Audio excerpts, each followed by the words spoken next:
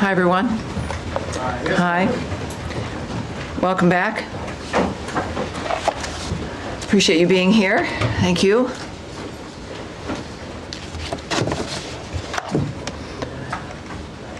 Everyone's set? We're good? Great. Welcome aboard, everyone. Thank you again for being here. For generations, the Middle East has been dealing with the world's largest state sponsor of terrorism, with the attack on Israel on October 7th by Hamas, reminding us of what's at stake. Due to the wisdom of the American people, President Trump's election to a second term has offered the world a chance to see an American leader committed to solving many of the world's existential threats with determination. Now, as the conflict between Israel and Iran continues, President Trump has also been clear that Iran cannot have a nuclear weapon. Secretary of State Marco Rubio has also stated that fact, as he has traveled the world working to implement President Trump's vision of peace and security. That statement has also been uttered from this podium many times. The fact that Iran cannot have a nuclear weapon is clear. As the White House reminds us, since taking office, President Trump has clearly stated no fewer than a dozen times that Iran cannot be allowed to have a nuclear weapon, for anyone who's unclear on that fact. President Trump has made the same pledge no fewer than 40 times before taking office, even as far back as 2011. One of the highest priorities of the Trump administration is the safety and security of the American people. To that end, the Department of State has established the Middle East Task Force to help coordinate support for U.S. citizens, our U.S. diplomatic missions, and personnel and diplomatic engagement. The task force is operating 24 hours a day. Over the past week, to help keep U.S. citizens informed, we have issued more than 30 security alerts to countries in the region and updated the travel advisories for Iraq and Israel. We remind U.S. citizens not to travel to Israel or Iraq and not to travel to Iran under any circumstances. We continue to monitor the complex and rapidly evolving situation on the ground as we continue to assess and address the needs of U.S. citizens. We urge all U.S. citizens to regularly visit travel.state.gov for the latest travel advisories and security updates, and to enroll in the Smart Traveler Enrollment Program, also known as STEP, to receive timely alerts and guidance from the State Department. For Americans needing assistance, and there we have a bit of the website there for you, call +1 202 501 4444. That number again is +1 202 501 4444. If you're on that website, you can also click on that red box. It will take you to a page where you can search for the embassy of your interest, where you are, where you would like to connect to be able to get help from the embassy in the country where you are. And of course, the number's there as well for your closest U.S. embassy. I also want to add a couple other things here as we're dealing with this. It is certainly a rapidly evolving dynamic, but to conclude the topper here today, I want to recognize the State Department and other U.S. government teams around the world working under threat on behalf of the American people, particularly those in Israel and Ukraine, who spent another night sheltering in bunkers as they came under attack. Our priority is the safety of Americans overseas and here at home. It is the priority of Secretary Marco Rubio. It is the priority of everyone who works in this building, and the thousands of American citizens who work anonymously and whom you will never see, who are working in embassies and consulates around the world and working with those local nations to be there for American citizens and to help facilitate American diplomacy. Our priority is the safety of Americans, yes, here at home, but also overseas. We thank all of those working on behalf of the American people, all of you watching from home and from around the world. We thank you. And for everyone around the nation, we know and honor your work as we begin another briefing here, ready to take your questions. All right, yes, sir. Yes, hi, Tammy, thanks. Thanks for that. Could you give us some more details on this task force, how it's going to work, and specifically if it's going to help Americans potentially leave the region, be repatriated, or depending on the countries that they're in, and any more details you can give on that? Right. I won't be giving you, just as a reminder of how today is a little bit of a different day for the briefing. There is always things that I can't say to you. And yet we have a long back and forth. Sometimes we have a little bit of a debate. I won't engage in that today. My responses will be perhaps a bit quicker than usual, and I'll be moving around more quickly to reach as many of you as I can. There will be less than I can answer for you because of the circumstances that we're dealing with around the world. So it is, just want you to know, it's not personal, but we're working on certain things like the task force as an example.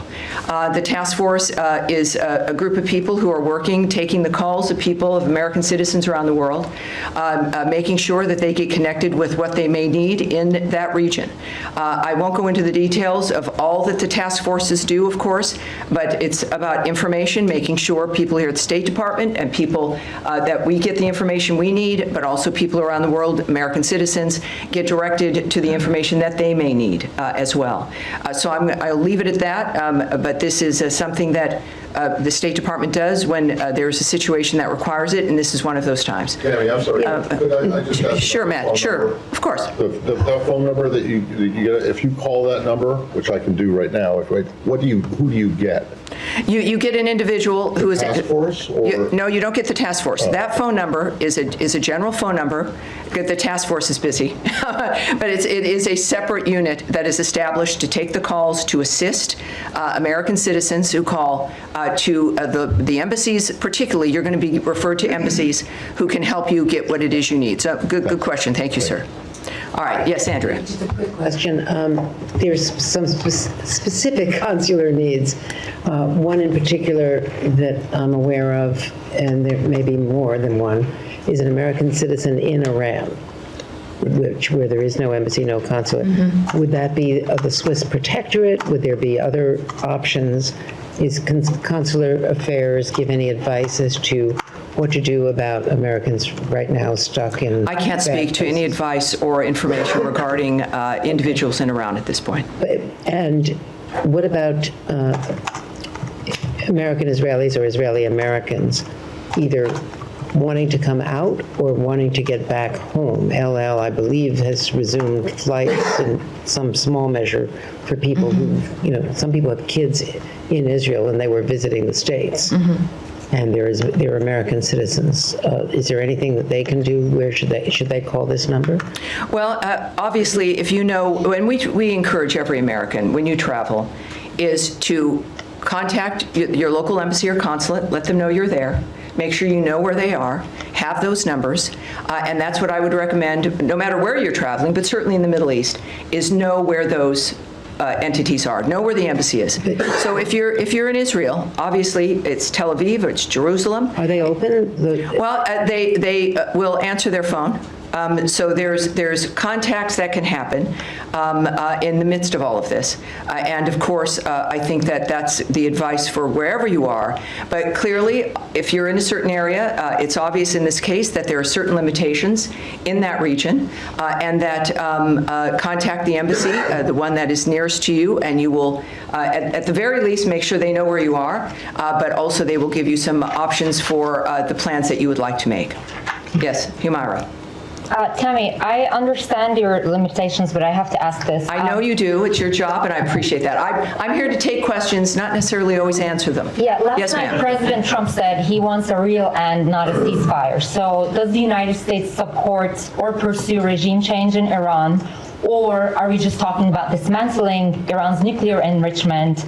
And would that include United States helping Israel strike Fordo? Well, I'm certainly not going to characterize what President Trump says or tweets, for that matter. He doesn't need characterizing. He's one of the most transparent, one of the most clear individuals that we've known. I think that we can take his word for his word, but I'm not going to speculate on, in a larger sense, what that would mean. That is up to the president. He is the singular guiding hand about what will be occurring from this point forward, as he has been, and I think that dynamic is pretty clear. He says he wants an end, as he has said about every conflict that he has, as a peacemaker, worked to stop peacefully through diplomacy. That has been his commitment, and he wants these things, as he said about a number of situations, not for a month or 6 months, but durable ends to this nature of forever wars. And that has been his posture, and that's his posture now. Okay, I have an easier follow-up. Yes, ma'am. How many people... I'll take a hard one, too. I'd say. How many people so far have contacted U.S. missions in Israel or elsewhere, American citizens, seeking help to depart the country that they're in the Middle East? Yes, I won't discuss those details or the numbers involved with the embassies. Are you guys planning to facilitate charter planes to get people out or military evacuation? I will not discuss what our plans are in that regard. Yes, ma'am. Just to follow up on that really quickly. Sure. Are you guys considering at all operations that would help Americans who want to leave the region from evacuating? I know that our commitment is to the safety and security of Americans around the world. All right? Yes, sir. Yes, sir. Go ahead. Tammy, would the U.S. government like to see a regime change in Iran? First of all, I'm certainly not going to remotely address that. It would require me to speculate or speak on behalf of the president, which I will not do. What we've seen, though, is clear, is months and repeated statements that all he wants is a peaceful world. His activity and the nature of the actions that the United States has taken and his special envoys have been rooted in one thing, which is negotiations, looking for diplomatic solutions to generational problems that he wants solved diplomatically. That has been his constant posture. And there has been nothing that has changed in what he wishes for, what he would hope to accomplish. And so, of course, that's not something I'm going to address. Is the U.S. government and the Israeli government on the same page when it comes to the intelligence about Iran's nuclear weapons program? That is a question for the White House and perhaps the NSC. That's not something I can answer here. Nadia. Thank you, Tammy. The president said he wants to see Iran offers unconditional surrender. I'm not going to ask you to comment on the president's statement, but I'm going to ask you if the secretary is involved in any kind of diplomatic missions with his allies, with the Germans, with the French, trying to offer something to the Iranians as a way out. Well, I, again, would not speak on the details of any diplomatic conversations, if they occurred, between whom, what those details would be. We know, of course, the Secretary and the President were at the G7. Their constant work from the moment they came to office has been and certainly Secretary Rubio, was to open up conversations and to lead the world through diplomacy to make a difference. But that's the only thing that would guide me when it comes to the nature of the decisions they're making at this point. Yes, ma'am. Without getting into the details of the conversations, is the door to diplomacy with Iran on its nuclear program still open from the U.S. perspective? That would be a decision made by President Trump. Have you heard from the Iranians signaling interest in continuing discussions? That is not something that I can speak to. Yes, ma'am. Going back to the consular piece of this in Israel, the latest security alert from the embassy there still says that the embassy is not in a place to evacuate or directly assist Americans. Do you have any timeline on when that might change for the Americans who are stranded in that country? And just looking at how quickly the security situation has changed there, the travel alert was raised to a level 4 from a level 3 for the entirety of the country. Is that a sign that the State Department was caught on its back foot a little bit by this change because Americans still can't get help? I can say the answer to that last question is no. We are working 24/7 to ensure the safety and the security of Americans around the world. I can say that the Department of State is always planning for contingencies to assist private U.S. citizens' departure from crisis areas, and we will alert the U.S. citizenry community if there is and when there is additional information to share regarding their options during any crisis, but certainly this one as well. When it comes to how quickly people can expect a dynamic, the American government, the State Department, our militaries, you've seen all of these assets, all of these departments involved in this dynamic in one fashion or another, are working exclusively for the safety of this nation and the safety of the American people, wherever they may be. Yes, sir. Thank you, Tammy. At the top, you said that you're advising U.S. citizens not to travel to Israel or Iraq or Iran under any circumstances. Do you have any more general guidance for Americans in the Middle East, more broadly as a region? Are there other countries that you're advocating people depart from? Well, at our website, we have our travel alerts. We also have moved them on our State Department Twitter, our social media accounts. Those are for the public to see. Would there be, what is the specific one for people to look to if they want to look for specific country travel alerts? Is it travel.state.gov? So travel.state.gov, and you will see every travel alert there for you, depending on if you're going to be traveling. It is not just for the Middle East, or if you're in a country right now, you can get your information there. Yes, sir. Thank you. Two questions.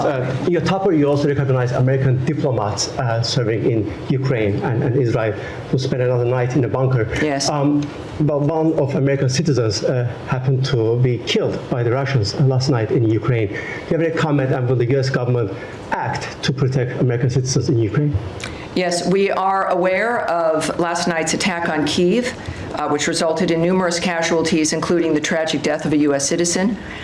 We condemn those strikes and extend our deepest condolences to the victims and to the families of all those affected. The president, in the recent past, has made his thoughts clear about striking the civilian areas in that regard.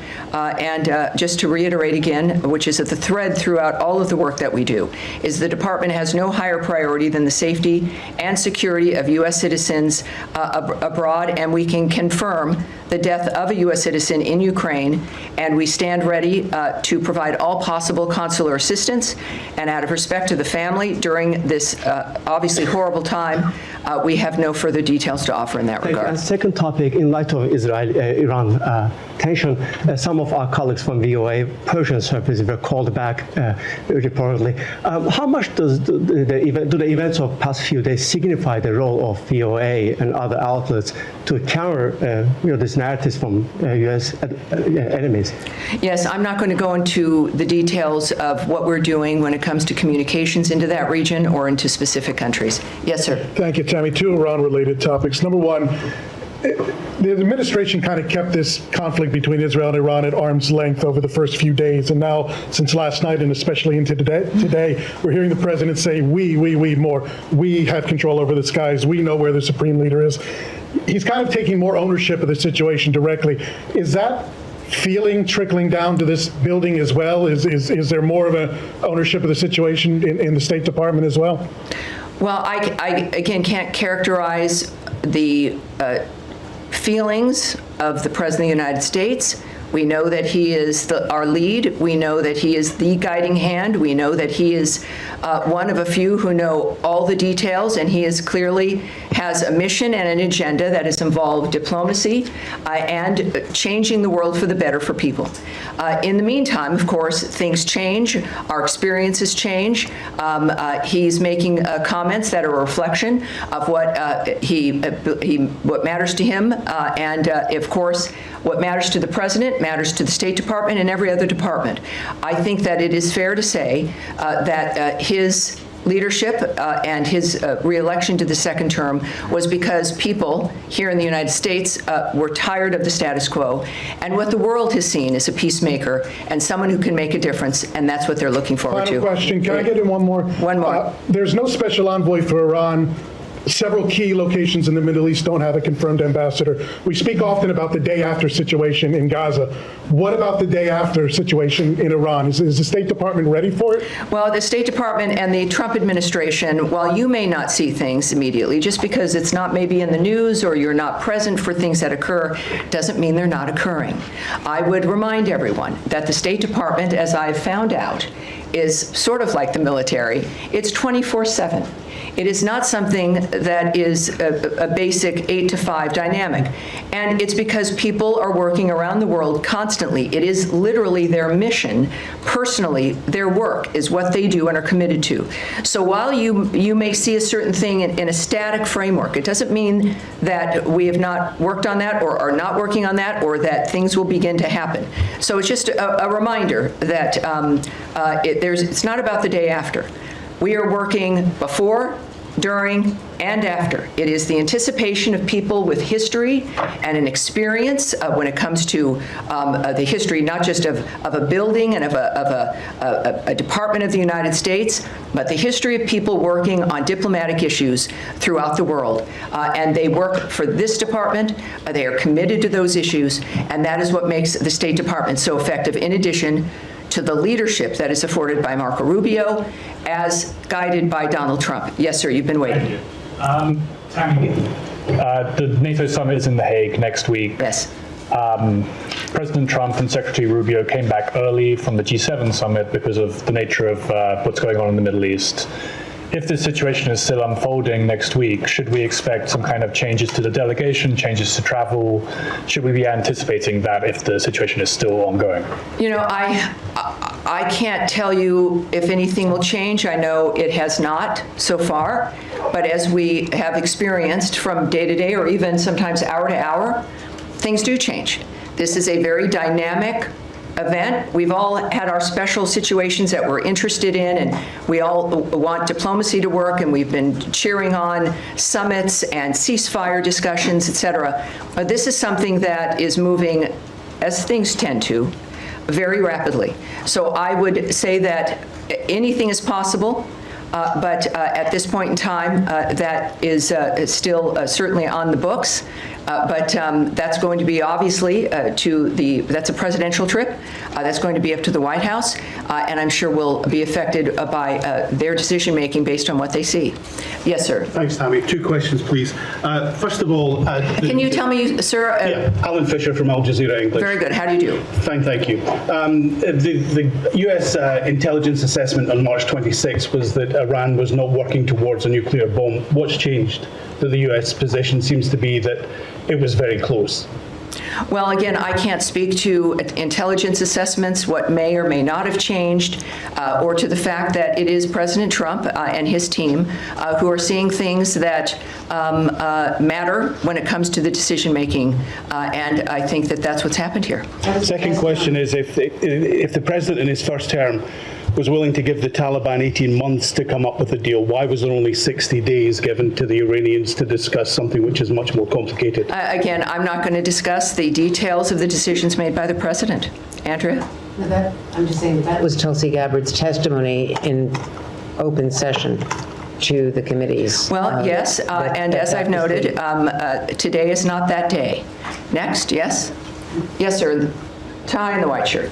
Thank you. Is that you just suggesting that Andrea, we're moving on, please. Let's please be able to manage this. Sir, in the back there. Thank you, Tammy.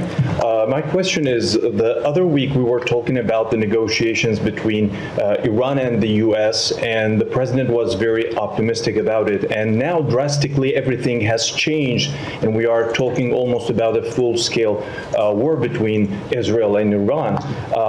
How do you name the procedure right now? Has the negotiations failed, or how can we name it? My second question will be, the Iranian state TV has been targeted by the Israeli Air Force. How do you see that? Do you see a state TV channel as a legitimate target? Well, you'd have to ask Israel about their decisions when it comes to the choices with what they strike and what they don't. And on your first question, which now is already, what was your first question? My first question, after all this, after these escalations, how do you name I would say that you would look to the President of the United States for how he is characterizing what has occurred. And he is very open and transparent with that, and does it with his many conversations with the media and also on Truth Social. He is clearly accessible, certainly with his remarks, and he has said a number of things on social media that I think might answer your question. Yes, Saeed. Thank you. Very quick question on Gaza. Can I do that? Of course. Well, yeah, are we continuing still with? I will come to you on Gaza, Saeed, I promise. But let's continue with the topic at hand. So yes, sir, in the back. Thank you so much, Tammy. Two questions. One question on Iraq related to Iran. Iranian-backed group Qatar Hezbollah threatens the U.S. against interfering in the Israel-Iran conflict, which they said any American intervention in the conflict would prompt the group to target the U.S. interests across the region. How have you reached to the Iraqi government, and what's your message to these groups? And the second question, what's the State Department's assessment of diplomacy? Have you put diplomacy on a side, or you still believe that diplomacy can work with Iran? Well, again, I'm not going to comment on the nature of how the White House or the President or the DOD will respond to certain remarks or demands made by someone. So you'll have to ask the DOD regarding their reaction in that regard. I would also, though, I know that the President's Truth Social, he's made it very clear, even I think today, and I think I've got that right here. This is, again, one of the things we've learned about President Trump is that when he tweets, when he speaks, the world watches, and it's the most clear framework that we can learn of his approach. He has, I don't know if I can get to the exact one, but he has made it very clear that, oh yes, here we go. He has noted that we don't want missiles shot at civilians or American soldiers, or our patience is wearing thin. Thank you for your attention to this matter. He is making it clear, I think, here regarding certain choices on the ground that are being made, and that what we've asked for regularly is, and what he has made clear is that we were not a part of the initiation of this, certainly. We're not a part of Israel's attacks on Iran. That I think was stated very clearly by both Secretary Rubio and the President. And that's important for people to know. And in this case, of course, the President has made it clear that if Americans are hurt, or in this case, a missile shot at civilians or American soldiers, that there would be a repercussion. I think that would not be surprising. All right, we'll go back. More on Iran. We'll close with you, sir. Thank you so much. Could you tell us about the role of partner countries in mediation efforts with Iran, like Mohammed bin Salman of Saudi Arabia, Qatar, and UAE? President Trump recently concluded successful trip to the Middle East. So what can you tell us about the role of these partner countries? It's clearly he went with a goal in mind. He makes deals. He's the best deal maker in the world. These partners in the Middle East that we have, they understand clearly our intentions and what our goals are.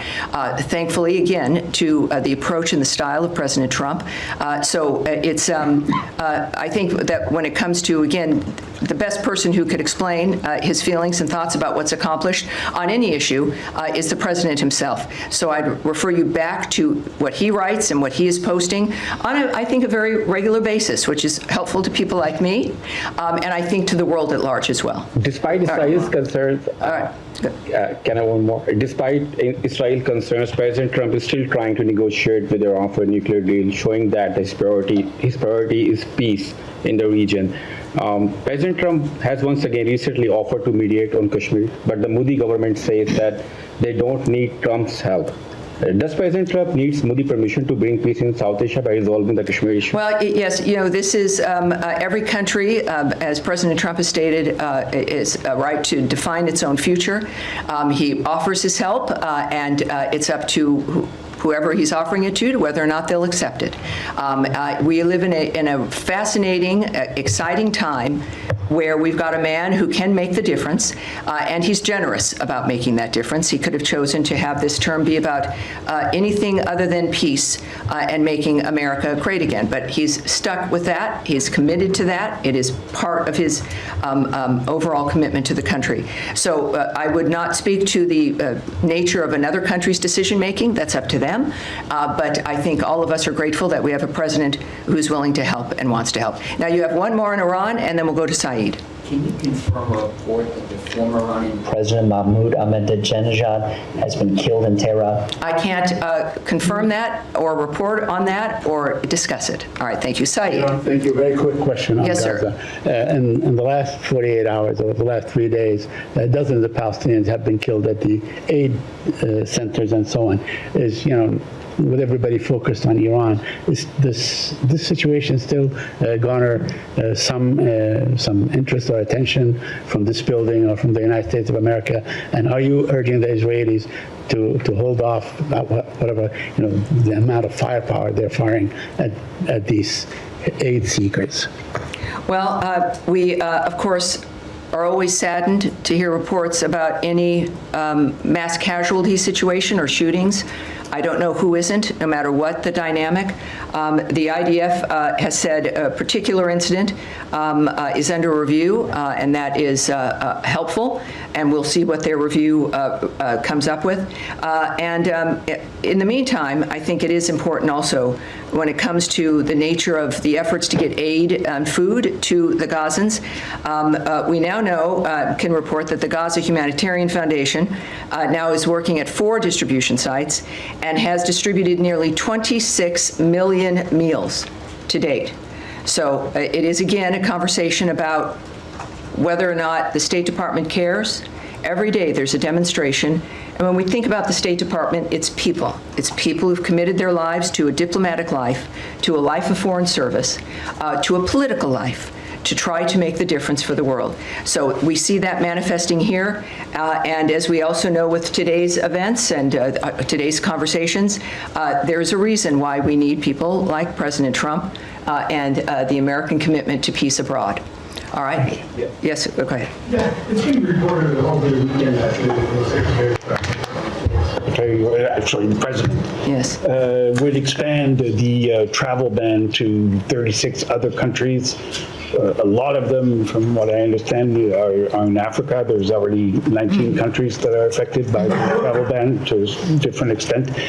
Can you share any details, elements you have on this plan? I'm going to speak a little bit about it, not into the detail of what, about the decision-making or the process in that regard, but we are, of course, committed to protecting our nation's citizens by upholding the highest standards of national security and public safety through our visa process in particular, as laid out in President Trump's Executive Order 14161, protecting the United States from foreign terrorists and other national security and public safety threats. The visa adjudication process has got to ensure that U.S.-bound foreign travelers do not pose a threat to the national security and public safety of the United States. That is, I think, a very low bar, and is a bar that every nation should be able to adopt. To protect the national security and national interests of the United States and its people, the Department of State and other U.S. government agencies assess other countries' security capabilities, information sharing, and identity management practices, exploitation of the U.S. visa system, such as overstay rates, and failure to facilitate the repatriation of their removable nationals. So, noting where a country, perhaps as you did, is located, the geo position, the actual location of a country, is not a factor, or what continent that country is on. These are about very specific aspects about whether or not the United States feels it can trust the information we rely on those countries for to determine whether or not they'll get a visa. We don't, we rely on the vetting and the presentation of information from other nations in order to say, yes, you can, or you can't come. In this particular instance, I think that it's clear as we're looking at providing a period of time, countries being told if they don't get to that point where we can trust them, and they've got to change the system, update it, do whatever they need to do to convince us that we can trust the process and the information they have. So that is the goal of this.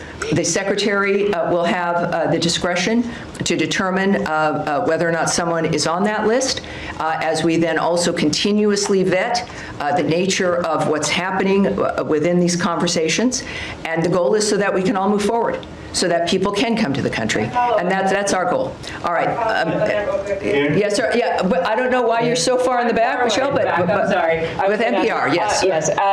Just following up on that, there was a deadline given for these 36 countries tomorrow to come up with their action plan. I wonder if you've heard back from any of them yet? That's incorrect. I can just tell you that that's not correct.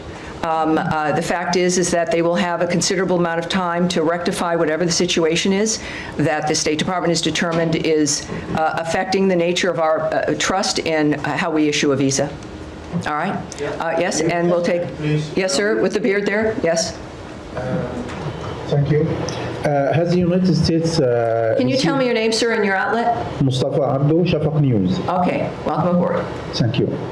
Has the United States received any official request from Baghdad to help prevent Israeli overflights in Iraqi airspace? And what is Washington's response to such a request? Again, you would need to speak to the Department of Defense and the White House regarding that. I won't speak to the details of conversations, certainly about anything of that matter involving any country. And I think that will be it for today. As we return, thank you all for your patience, and I expect to see you again later in the week. Thank you very much, everyone. Thank you. Thank you. Appreciate it.